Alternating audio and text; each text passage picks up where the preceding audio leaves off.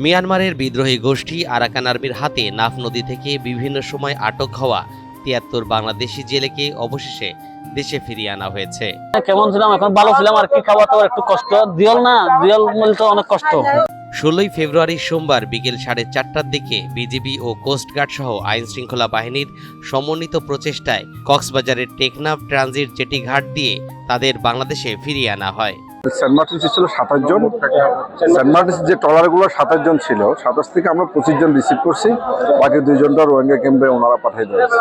স্থানীয় ২৫ জন কি ফিরে এসেছে আজকে, তারপরে ২ জন সেন্ট মার্টিনের যে বুড়ের ২ জন রোহিঙ্গা কি ফিরে এসেছে, মোট ২৭